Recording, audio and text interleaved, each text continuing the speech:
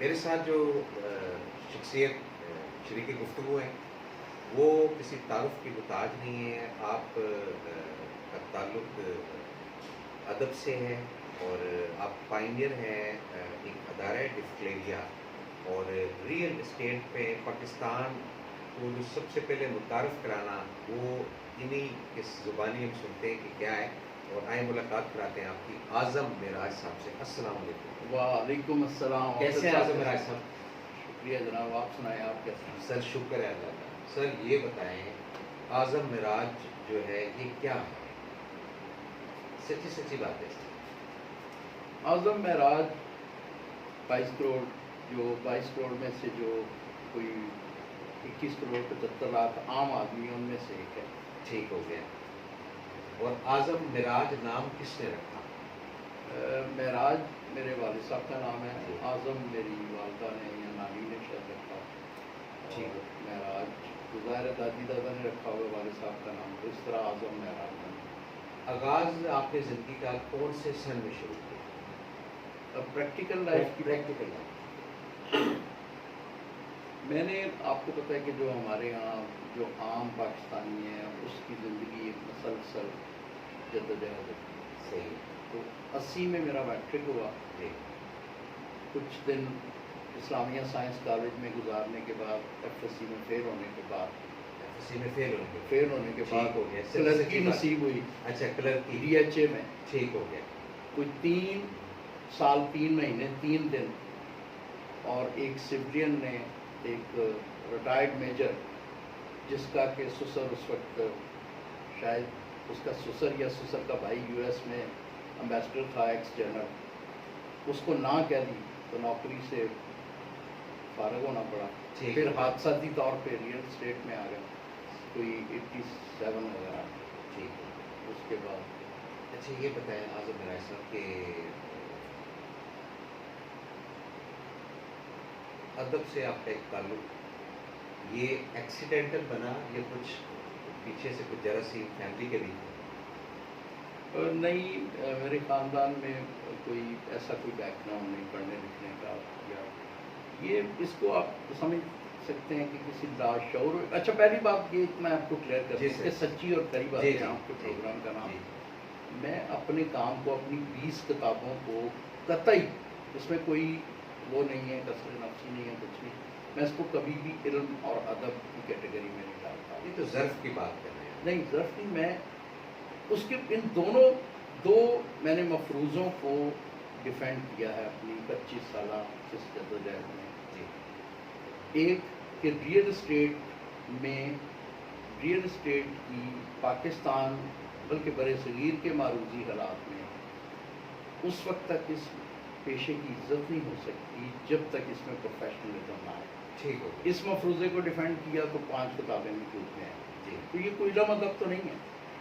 اچھا دوسری جو 15 کتب ہیں وہ ایک خاص مفروضے کو, وہ مفروضہ یہ ہے کہ اگر کوئی بھی کمیونٹی کسی بھی قومی کسی بھی ملک قوم میں اپنی کسی بھی شناخت کی وجہ سے اس کے ساتھ کوئی امتیازی سلوک برتا جاتا ہے, وہ چاہے لسانیت پہ ہو, مسلک سے ہو, مذہب کے نام پہ ہو, اور وہ عددی اعتبار سے اقلیت ہو, اور وہ اس امتیازی سلوک کے رد عمل میں اس معاشرے سے بیگانہ ہو کر اور بیگانگی کے اس لیول پہ چلی جائے کہ وہ فنا کی طرف چلی جائے, اس میں سروائیول اس وقت تک ممکن نہیں ہے اس معاشرے میں آپ کا جب تک آپ اپنی اس شناخت, جس بھی شناخت کی بنیاد پر آپ سے یہ امتیازی رویہ رکھا جا رہا ہے, اس کو اپنی پرائڈ بنا کر اور اس سوسائٹی میں انٹیگریشن انضمام کے ساتھ اسی شناخت کو اپنا فخر بنا لیں. ٹھیک. تو پھر اس قوم میں آپ کے جینے کے ثواب پیدا کریں. اس کے لیے 15 کو کب لکھی. ٹھیک. اب اس دونوں کاموں میں اس میں کہیں علم اور ادب کا تعلق نہیں ہے. 2 مسئلے ڈائگنوز کیے, ان کو ثابت کرنے کے چکر میں 25 سال گزر. مسیح برادری کے لیے جو آپ نے ایک آئیڈینٹیفیکیشن کی اپنے कसब से, अपनी काविश से या लोगों की सपोर्ट से, उसका आपको क्या फ़ायदा? उसका देखिए इंडिविजुअली तो शायद मुझे आप समझते हैं जी। आपका भी डायरेक्टली इनडायरेक्टली जी, रियल जी। एस्टेट से ताल्लुक है कि जी। ये कितना पोटेंशियल वाला काम है। बिल्कुल सही। और उसमें मैं अगर इसमें अपने वक्त की सरमायाकारी करता हूँ तो मुझे ज़ाती तौर पे तो सरमायाकारी है, और ये ऐसी सरमायाकारी है जिसका मुझे शायद कुछ फ़ायदा नहीं है। बाकी इस मुल्क में बसने वाले जो मसीही हैं, सरकारी खातों में 33 लाख हैं 2017 के जी। सेंसस के मुताबिक। हाँ जी। अगर हम 2022 में आज बात कर रहे हैं तो 40 लाख हो गया होंगे। जी। बिलखसूस इनको तो बहुत फ़ायदा है। फ़ायदा। इनको ये फ़ायदा हुआ है कि अब एक इंटीग्रेशन की बात होती है। बच्चों को जब हम काबिल फ़ख्र शनाख्त, इन 15 कुतुब में यही हैं, जी, इसी बिल्कुल तरह के सही। किरदार हैं, जब वो निकल के सामने आते हैं सही। तो वो डेफिनेटली उनके लिए सोर्स ऑफ इंस्पिरेशन है। आपने जी। देखा CSS का रुझान कितना जी, बढ़ बिल्कुल, गया है। बिल्कुल। फौज में कमीशन पहले भी बड़ी हमारे पास शानदार माजी है। जी, बिल्कुल, हाँ। तो इज्तमाही तौर पे मुझे तो इसमें बहुत ही हरा हरा नज़र आता है। ठीक हो। बाकी अपना अपना नुक्ता नज़र है, ये मेरा नुक्ता नज़र है। सही है। कौन सी बुक ऐसी थी जिसने आज़म मिराज को तब्दील कर दिया? ये किताब थी जी, वो इल्मी अदबी एतबार से अगेन। अब मैंने आपको पकड़ लिया, पहले आप कह रहे थे कि ये अदबी नहीं है, नहीं, मैं ठीक है कि नहीं? जी मैं आपको बता जी, रहा हूँ, सर। फिर वही कह रहा हूँ। अच्छा, ठीक है। इल्मी जी। अदबी एतबार से बिल्कुल नाकस किताब थी, लेकिन पाकिस्तानी मसीहों के लिए वो एक गेम चेंजर था। ओके। वो उस खातों में पूरी नहीं आती थी। मैं आपको सच्चा वाक़या बताऊँ, जी, एक सर। बहुत इल्मी अदबी आदमी को मैंने भिजवाई किसी के कहने पे, जी, जी। उसने वापस कर दी कि मुझे ये समझ ही नहीं आई। सही। लेकिन दूसरी तरफ सोहेल बड़ैश कह रहा है कि इसने मेरी आंखें खोल दी। खोल दी, ये बात सही है। ठीक है, जी। डॉन टीवी पे बड़े लेवल के, नेशनल लेवल के हमारे एंकर पर्सन ये कह मैंने रहे भी हैं। देखा था। जी। जी। तो वो गेम चेंजर था। उस किताब का नाम था सब्ज़ो सफ़ेद हलाली परचम के मुहाफ़िज़ व शोहदा। लेकिन नाम ही कितना गैरत भी जी, है, बिल्कुल सही। इतना लंबा नाम। लेकिन क्योंकि मेरा तो पीछे मकसद है, मैं ये देखते ही नहीं कि ये ना अदब के म्यार पे पूरा उतर। वो थी गेम चेंजर। ठीक हो गया। आज़म मिराज साहब ये बताएं कि बचपन में घंटी कितनी लगी थी? सच्ची सच्ची बात है। और किस वजह से लगती थी? घंटी माँ से, बाप से? वालिद तो नहीं इन चक्रों में पड़ते थे। अच्छा। वालदा बहुत ज़्यादा सख्त तबीयत की थी, वो घंटी आवारा करती थी। अच्छा, उसकी वजह से। आपको पता है कि गांव में भी थे और यहाँ भी जी। जिस एनवायरनमेंट में हम रहते थे, बच्चों का ये काम होता था मेरी एज के मखसूस तबके का, कि स्कूल से आए बस्ता फेंका, और या तो आपका गुल्ली डंडा या फुटबॉल, एक गेंद, और मोहल्ले के 20-50 बच्चे। जी। तो फिर आपकी दोपहर से लेकर रात तक, जब तक शाम नहीं पड़ती, वहीं गुजरता है। इस बात पे अक्सर हो जाती है। थोड़ी बहुत नहीं, अच्छी खासी। नहीं, वो डिपेंड करता है केस टू केस के केस का टू केस केस। है। ठीक हो गया। आप फैमिली में किस नंबर पर? जी मैं सबसे बड़ा हूँ। ओह, अच्छा, माशाल्लाह। अच्छा, ये बताइए, जो फैमिली में बड़ा बच्चा होता है, लोग कहते हैं कि ये पिस्ता है, ये बात सही है या गलत? पिस्ता वो खाने वाला नहीं, नहीं, दूसरा ये पिस्ता है। पता नहीं, मुझे शायर का नाम नहीं याद, लेकिन बहुत ही खूबसूरत बात जी। किसी ने कही है जी। कि तिफल से रखता है पीढ़ी में कदम, क्या करें? तिफल से रखता है तिफल से रखता है पीढ़ी में कदम, कदम। गरीब का बच्चा कभी जवान नहीं होता, और अगर वो बड़ा है जी। तो बिल्कुल ही नहीं होता। सही कह रहे हैं। ठीक हो। पायनियर कहते हैं आपको, एक एसोसिएशन है डिफ्लेरिया, उसके बनाने में आपका एक ऐसा मेजर रोल है जो आज तक तारीख में और हिस्ट्री में और अब काफ़ी सारे सेशंस के अंदर आपका नाम लिए है। तो इसकी क्या वजह है? मैं समझता हूँ कि ये मेरे साथी जो defence krypton real estate agent के जो साथी हैं, जूनियर हैं, सीनियर हैं, मेरे हम असर हैं, ये उनका ज़र्फ है। मैं बानियान में से नहीं हूँ, हम पायनियर नहीं। हम सेकंड जनरेशन थे जिनको बानिया ने, डिफ्लेरिया ने हमारे हवाले किया। ठीक। मैं पहला सेक्रेटरी एजुकेशन था। जी। हम बनाने वालों में नहीं थे, ठीक। लेकिन हमने उसकी भागदौड़ संभाली, और मैंने सिर्फ पहले, मैं 3 दफ़ा रहा, लेकिन काम पहले 6 महीने किया। ठीक। ये मेरी इंडस्ट्री के लोगों का ज़र्फ है ठीक। कि वो उसको भूलते नहीं हैं। अच्छा, कुछ मेरा भी, मुझे भी चस्का लगा, मैंने एसोसिएशन की एक्टिव पॉलिटिक्स तो छोड़ दी, लेकिन मैं ये काम करता रहा उससे हटकर, और वो ये उनकी तदब्बर, फहम फरासत اور ان کا ظرف اگین کہ وہ یہ سمجھتے ہیں کہ یہ باہر رہ کے بھی جو کام کر رہے ہیں یہ ہمارے لیے کر رہا ہے، اور وہ عزت دیتے ہیں یہ ڈیفینیٹلی. اور اس میں میرے اساتذہ بھی جب عزت دیتے ہیں تو میں فوراً ہمیشہ ان کو یہ کہتا ہوں کہ جب آپ کے اساتذہ آپ کی عزت کریں، آپ کی تعریف کریں، تو اپنی خوبیوں پر نہیں ان کے ضرب پر نظر کریں اور ان سے پھر کچھ سیکھیں. ٹھیک ہو گیا. اعظم مراج صاحب یہ بتائیں کہ آپ لوگ جو سیٹلڈ ہیں بیفور پارٹیشن یا آفٹر پارٹیشن؟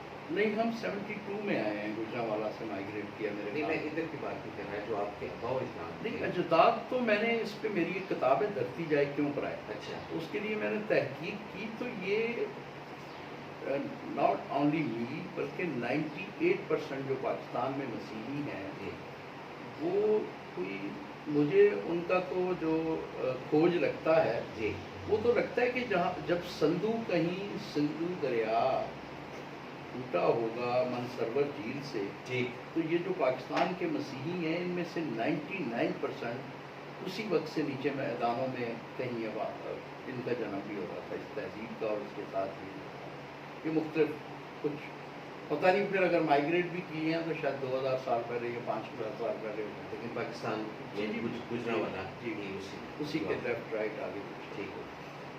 اعظم مراج صاحب کھانے میں کیا پسند ہے؟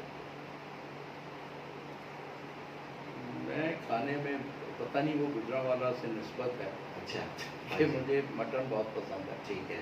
ڈاکٹروں کے منع کرنے کے باوجود بھی ٹھیک ہے.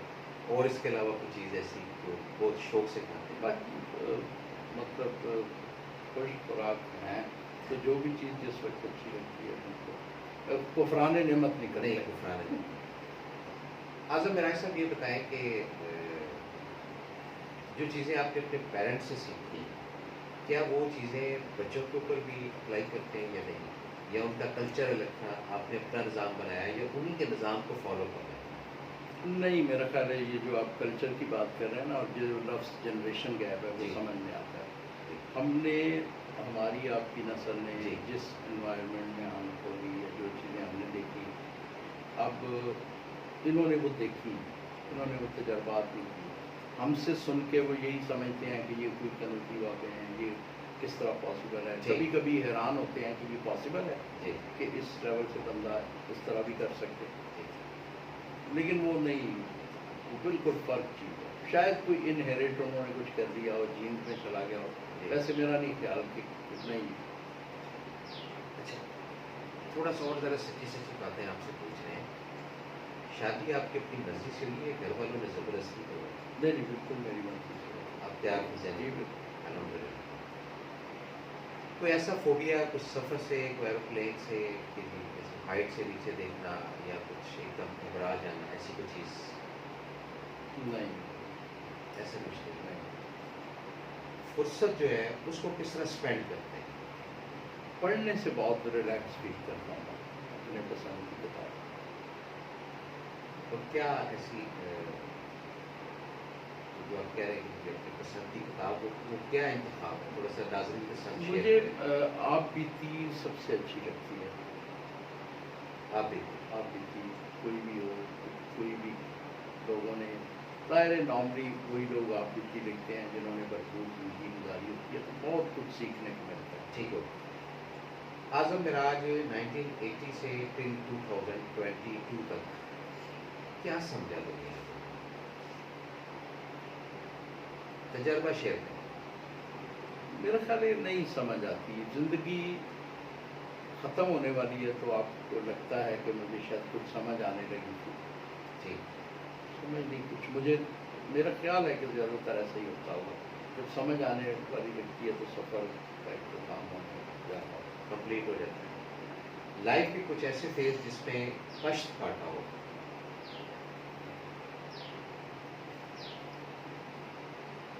میرا خیال ہے بچپن سے ریئل اسٹیٹ میں آنے تک ایک بہت ہی اسٹرگلنگ تھا. ابھی بھی وہی اسٹرگل کے فیز ہیں لیکن وہ بالکل فرق معاملہ تھا.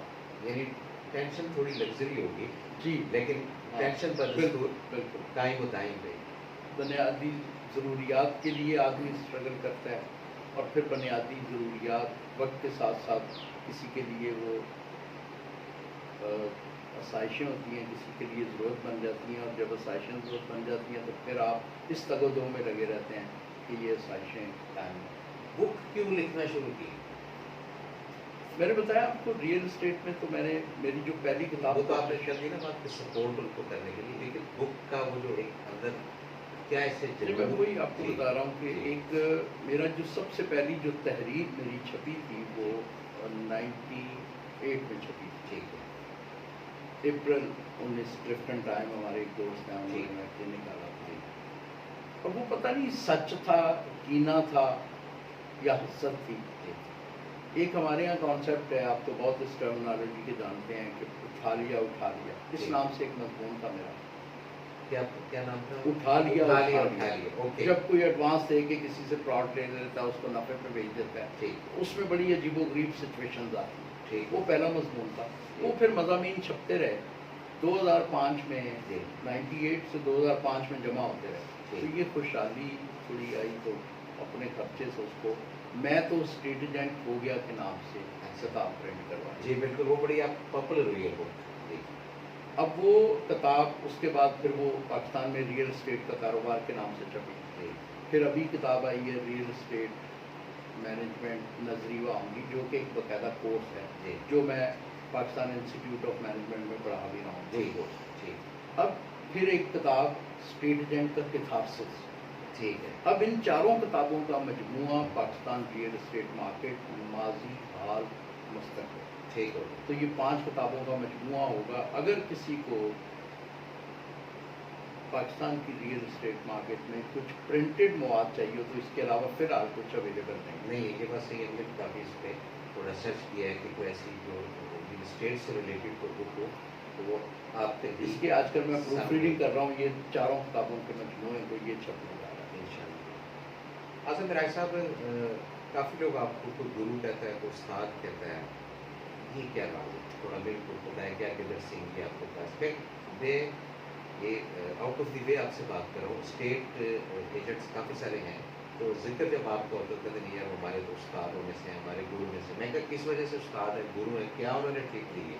کہہ رہے یہ ہم جانتے ہیں، وہ جانتے ہیں، تو یہ تھوڑا سا ذرا روشنی ڈالیں اس پہ۔ دیکھیں مین تو وہی بات ہے جو میری تحریریں چھپتی رہی 98 سے لے کے، کیونکہ ہر ہفتے کوئی نہ کوئی مضمون چھپتا تھا، اس میں جو حقیقت حال ہے مارکیٹ کا، اس میں کہیں نہ کہیں میں تڑکا لگا دیتا تھا کہ یہ کام اگر اس طرح ہو جائے تو زیادہ بہتر ہے، ٹھیک ہو گیا، جو عجیب و غریب سچویشن پیدا ہو جاتی ہے اس میں شاید کوئی ایلیمنٹ ہو، لیکن پھر میں کہوں گا کہ یہ ان لوگوں کا اضافہ ہے جو تعریف کرتے ہیں، ورنہ آپ کو پتہ ہے غلام قوموں میں تعریف کا کانسیپٹ کہاں ہوتا ہے، اور برِ صغیر کی تو تعریف ہے غلامی کی، تو یہ میں سمجھتا ہوں یہ میرے انڈسٹری کے لوگوں کو ہی بڑا پانا ہے۔